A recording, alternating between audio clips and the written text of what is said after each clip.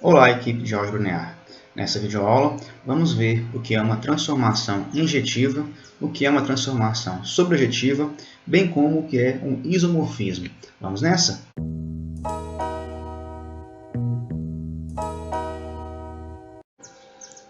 Uma função f de A em B é chamada de sobrejetiva ou sobrejetora se para todo B pertencente ao conjunto contra o domínio B existe um A no domínio tal que f de A é igual a B, ou seja, se a imagem de f é igual a B. Além disso, uma função f de A em B ela vai ser injetiva ou injetora se f de x igual a f de y, implica que f de x é igual a f de y. Vamos pensar aqui num diagrama. Uma função f vai ser injetiva se todo elemento de A é elevado a um elemento distinto de B. Olha só o nosso exemplo aqui. Olha. Todo elemento de A é elevado num elemento de B. Observe que não tem duas setinhas, vamos dizer assim, chegando no mesmo elemento do contradomínio. Essa, então, é a definição de injetividade. Bom, já uma função ela é sobrejetiva se a sua imagem é igual ao seu contradomínio. Olhem só. Então, se a gente pensar de novo como um diagrama, uma função vai ser sobrejetora se todo elemento de B possui associado a ele um elemento de A. Bom, posso ter dois elementos de A levando ao mesmo elemento de B? Podemos, sem problema nenhum. Nesse caso aqui, esse exemplo aqui na direita que eu estou dando, observem que a imagem é exatamente o próprio conjunto B, por isso ela é injetora. Bom, esse mesmo exemplo aqui nos dá uma função f que não é sobrejetora. Por que ela não é sobrejetora? Desculpa, não é injetora. Por que ela não é injetora? Porque eu tenho aqui esses dois elementos sendo elevados no mesmo elemento de B. Então aqui a gente tem um exemplo de sobrejetividade e aqui um exemplo de injetividade. Olha, essa função aqui ela é injetiva, mas ela não é sobrejetiva. Ela não é sobrejetiva por causa desse elemento aqui, olha, que está em B e não está na imagem de f. Já essa função não é injetiva porque eu tenho dois elementos de A sendo elevado no mesmo elemento de B. Bom, vamos ver isso aqui na prática, então, como a gente verifica se uma transformação linear ela é injetiva e sobrejetiva. Bom, vamos verificar se essa aqui, então, se ela é sobrejetiva ou sobrejetora. Primeiro passo. Para saber se ela é sobrejetiva, a gente tem que responder a seguinte pergunta. Nesse caso aqui, a gente tem que o nosso domínio é R2 e o nosso contradomínio é também R2. Para saber se ela é sobrejetiva, a gente tem que pegar um cara qualquer em B. Vou pegar aqui o elemento, então, AB pertencente a R2. Só quero chamar a atenção aqui que esse R2 aqui para a gente é o conjunto de chegada, ou seja, o contradomínio. A pergunta é, existe um elemento em A nesse caso, né, é o R2. Quero chamar a atenção que esse R2 aqui é de domínio, tal que L de xy é igual a AB? Essa é a pergunta. Se sim, ela é sobrejetiva. Caso contrário, ela não é sobrejetiva. Bom, L de xy igual a AB é o mesmo que x mais y, x menos y igual a AB. Bom, essa igualdade vai nos dar o seguinte sistema. X mais y igual a A, x menos y igual a B. Se esse sistema tiver solução, ótimo, a função é sobrejetiva. Se esse sistema for impossível, a função não é sobrejetiva. Bom, vamos verificar então se ele tem solução para todo A, para qualquer A, né? E para qualquer B. Aqui a gente pode montar o sistema associado a ele, né? A matriz, escalonar tudo, mas é um sistema simples. Se eu somo as duas equações, a gente tem que 2x é igual a mais b. Se eu subtrair a equação de cima pela de baixo, a gente tem que 2y é igual a menos b. Isso vai nos dar aqui y é igual a menos b sobre 2 e x é igual a mais b sobre 2. O que interessa aqui, pessoal, é que esse aqui é um sistema possível determinado. O importante é ele ser possível, na verdade. Como ele é possível, a gente tem então que L é sobrejetiva. Bom, vamos verificar agora se essa mesma transformação L ela é injetiva. Bom, para verificar se ela é injetiva, eu tenho que pegar dois elementos distintos, né? Ou melhor, tenho que pegar dois elementos de A. Então, vamos lá. Sejam, vou pegar aqui x1, y1 e x2, y2, elementos de R2. Quero chamar a atenção que nesse caso o R2 aqui é o domínio. Se a gente pegar então L do primeiro vetor igualar a transformação do segundo vetor, isso tem que nos dar, tem que implicar que esses dois vetores são iguais. Então, olha só, vamos lá. Se L de x1, y1 é igual a L de x2, y2, então, o que a gente tem é x1 mais y1 e x1 menos y1, que tem que ser igual a x2 mais y2, x2 menos y2. Bom, a igualdade de vetores vai nos dar que x1 mais y1 tem que ser igual a x2 mais y2, ao passo que x1 menos y1 tem que ser igual a x2 menos y2. Vamos resolver então esse sistema aqui, né, e ver o que a gente tem. Se eu somo novamente as duas equações, vai cancelar os y1 e os y2, e vamos ter que 2x1 é igual a 2x2, o que nos dá que x1 é igual a x2. Além disso, se eu subtraio a de cima pela de baixo, vai cancelar os x1, vai ficar 2y1 igual a 2y2, ou seja, y1 igual a y2. Logo, se L de x1, y1 é igual a L de x2, y2, consequentemente, a gente tem que x1 é igual a x2, y1 é igual a y2. Ou seja, o que a gente tem é que x1, y1 é igual a x2, y2, sempre que a transformação de x1, y1 for igual à transformação de x2, y2. Portanto, o que a gente tem nesse caso, que L também é injetiva. Ok? Vamos para mais um exemplo. Seja L de R3 e R2 a transformação linear definida por L de XYZ igual a XY. Vamos ver, pessoal, primeiro se ela é sobrejetora. Para ela ser sobrejetora, a gente tem o seguinte, olha, que pegar um elemento qualquer em B, nesse caso o B é R2, correto? E o A, aqui a gente tem o B, né? Só um instante. E aqui a gente tem o A, B, e o A está aqui. Então, vamos pegar um cara em B. Seja um elemento AB pertencente a R2.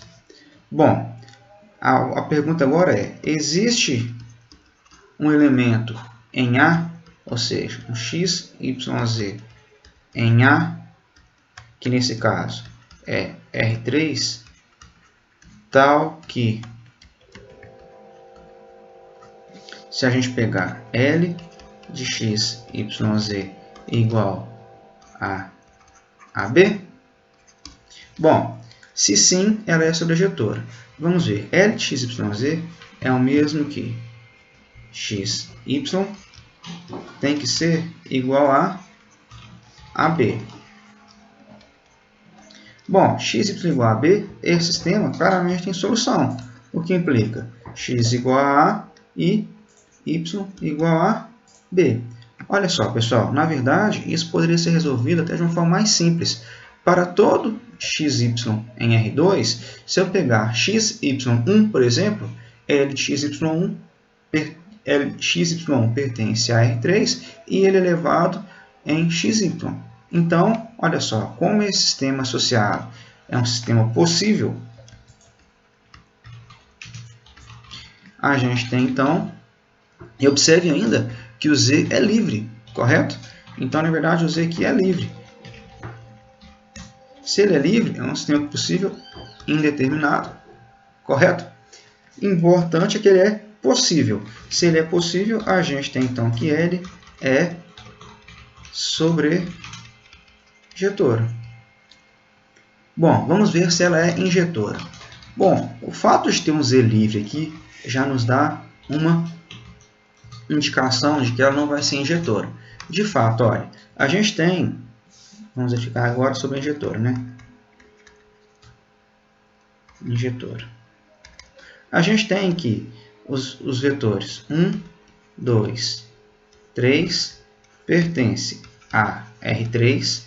Além disso, a gente tem que 1, 2, 0 também pertence a R3, correto? Claramente, a gente tem que L de 1, 2, 3 é igual a 1, 2, que também é igual a L de 1, 2, 0.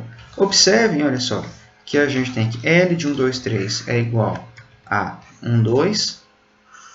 Além disso, a gente tem que L de 1, 2, 0 é 1, 2. Mas a gente tem também que 1, 2, 3 é diferente do vetor 1, 2, 0.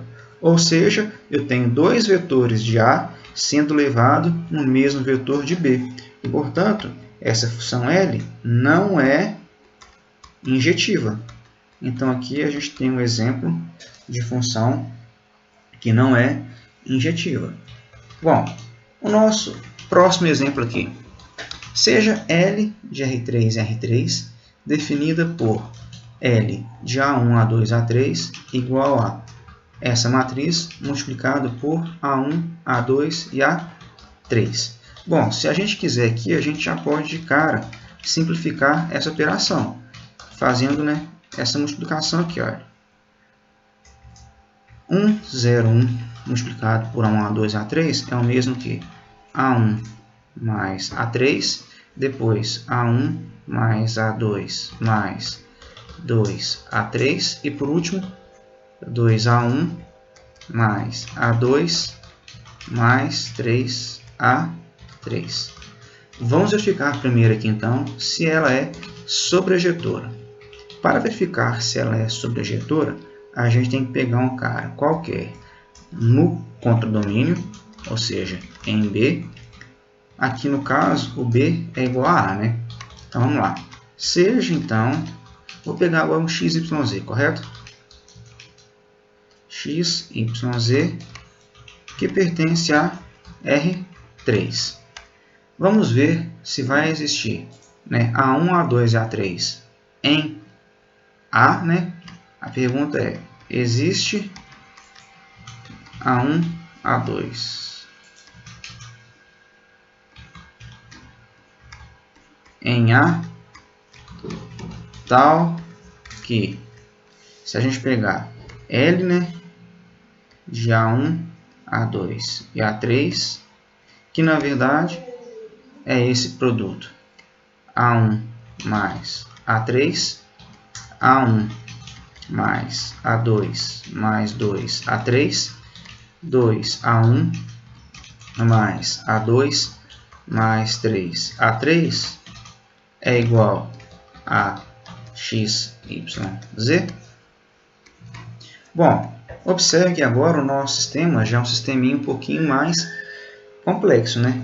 Para isso, eu vou montar então a matriz associada a esse sistema, que vai ser 1, 2, depois 0, 1, 2, 3, depois x, y, z. Bom, eu poderia no anterior ir pelo determinante, mas aqui, se o determinante for 0, a gente vai ter que ele pode ser indeterminado, né? Escalonando então essa matriz, a gente vai ter o seguinte, né? L2 recebe L2 menos L1, L3 recebe L3 menos 2 vezes L1 e vai nos dar então a seguinte matriz equivalente: x, depois 0, 1, y menos x, depois 0, 1 e z menos 2x. Continuando a escalonar, né? A gente pode fazer aqui L3 recebe L3 menos L2 e a gente vai ter então a seguinte matriz associada, né? 1, 0, 1, x, 0, 1, y menos x. E depois a gente pegar 0, 0, 0, esse menos de cima, né? Então vai ficar z, depois menos x, menos y. O que a gente tem aqui agora, então, é que o sistema ele vai ser impossível, né? Sistema impossível se z menos x menos y for diferente de zero. Isso nos dá, né, que, por exemplo, se eu tomar x igual a 0, y igual a 0 e z igual a 1, né, observem que nesse caso aqui, z menos x menos y, diferente de 0, não pertence à imagem da função da transformação L. Ou seja, a gente tem que a imagem de L é diferente do próprio R3. Conclusão, essa transformação não é sobrejetora. L não é sobrejetora. Não existe nenhum vetor A1, A2 e A3 de modo que L de A1, A2 e A3 seja o vetor 0, 0, 1. Bom, só para ficar coerente com a notação utilizada, a gente tem, na verdade, né, os vetores da seguinte maneira, olha. 0, 0, 1.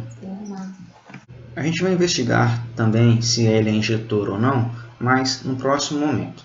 Antes disso, vamos ver alguns resultados que vão ajudar a gente.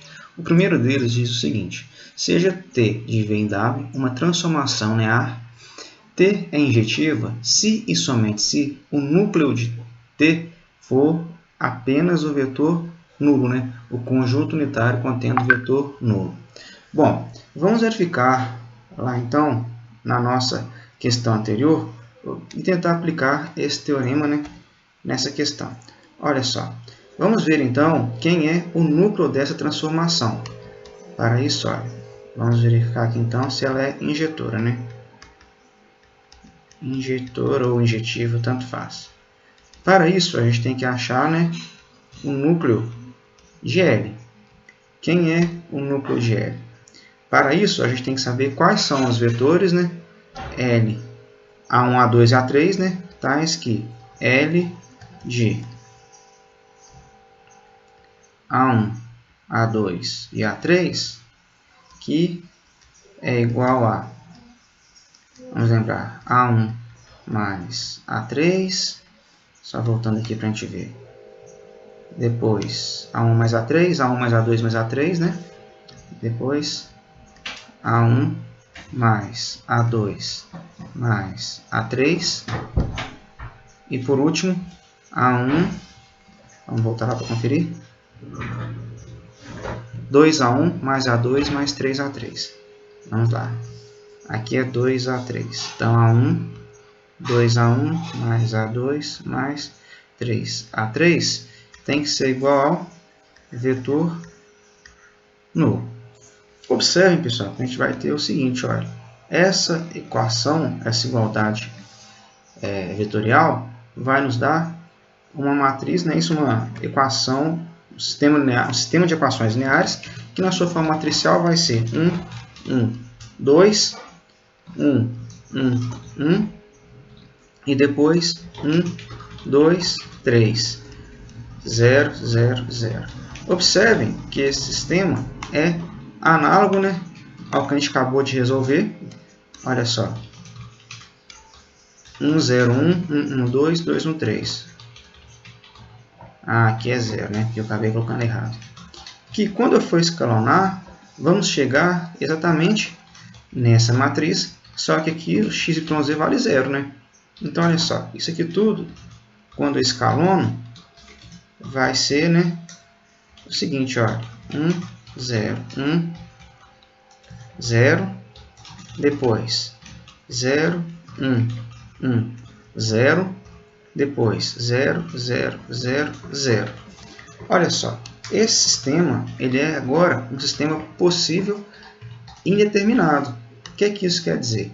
Que a gente tem o seguinte, olha, vamos ter que A1 mais A3 vale 0 e que A2 mais A3 vale 0 também. Bom, o que é que isso quer dizer? Que se eu fixo o valor de A3, por exemplo, em menos 1, a gente vai ter o seguinte, olha, vamos supor que eu pego o vetor A3 igual a menos 1. Então, aqui dá menos 1, A1 é menos A3, que vale 1, e aqui também vale 1. A gente tem aqui L de 1, 1 menos 1 é igual ao vetor nulo. Correto? Isso aqui é uma solução desse sistema. Beleza? Olha só, aqui a gente tem, só para confirmar, A1, né?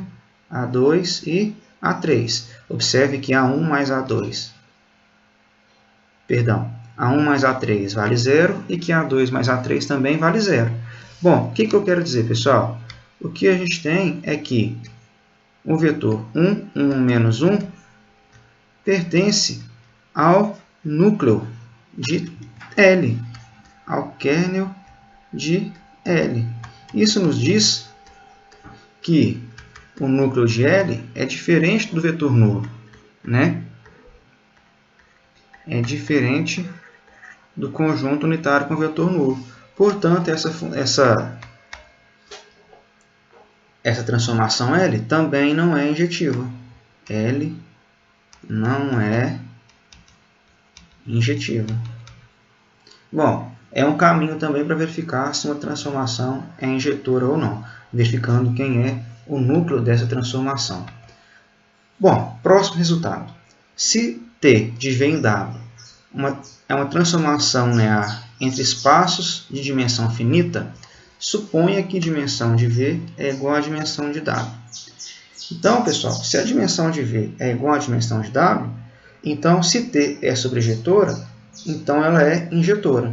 Além disso, se ela é injetora, então ela é sobrejetora. O que isso quer dizer? Se a dimensão de V e W, se a dimensão do domínio e do contradomínio são iguais, ou a função ela é simultaneamente injetora e sobrejetora, ou ela não é nem injetora e nem sobrejetora. De fato, olha, esse exemplo aqui que a gente acabou de resolver mostra que, nesse caso, uma transformação de R3 em R3, mesma dimensão. Como ela não é sobrejetora, já sei, agora com esse último teorema, que ela também não vai ser injetora. Olha só, esse exemplo não pode ser aplicado porque são dimensões diferentes. Mas o primeiro exemplo, olha, dimensões iguais de R2 e R2. Então, como a gente viu que ela era sobrejetora, consequentemente, ela vai ser também injetora, graças a esse último teorema que a gente acabou de ver. Para finalizar essa videoaula, a gente tem uma definição que diz o seguinte: se uma transformação linear T de V em W é injetiva e sobrejetiva, se ela é simultaneamente as duas coisas, então ela é chamada de isomorfismo. Então, se existe uma transformação, um isomorfismo, entre dois espaços vetoriais V e W, a gente fala que V e W são espaços isomorfos. Se V e W são espaços vetoriais de dimensão finita, V é isomorfo a W se somente se a dimensão de V for igual à dimensão de W. Então, se eu tiver espaços vetoriais com a mesma dimensão, então eles vão ser isomorfos sempre, porque existe uma transformação linear que é um isomorfismo nesse caso. Olha só, um exemplo aqui. Olha. Vamos pegar a transformação de P2 em R3. Vamos lembrar que a dimensão de P2 aqui é 3 e a dimensão de R3 também é 3.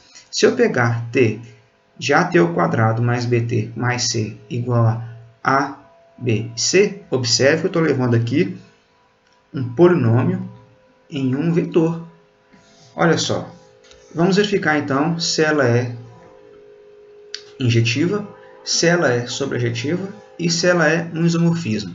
Bom, na prática, como a gente tem a mesma dimensão, eu posso escolher que vou verificar se ela é injetora ou se ela é sobrejetora. Para verificar se ela é injetora, a gente pode ir pelo cálculo do núcleo dela, né? Kernel de T. O kernel de T, na verdade, são os polinômios, não é isso?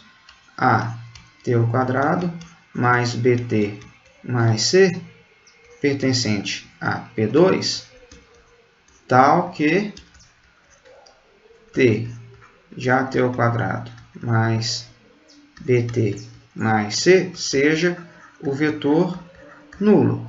Mas AT² mais BT mais C, nesse caso, é o mesmo que ABC igual ao vetor nulo, o que nos dá que A é igual a B é igual a C, que é igual a 0. Essa aqui é a única solução dessa equação vetorial.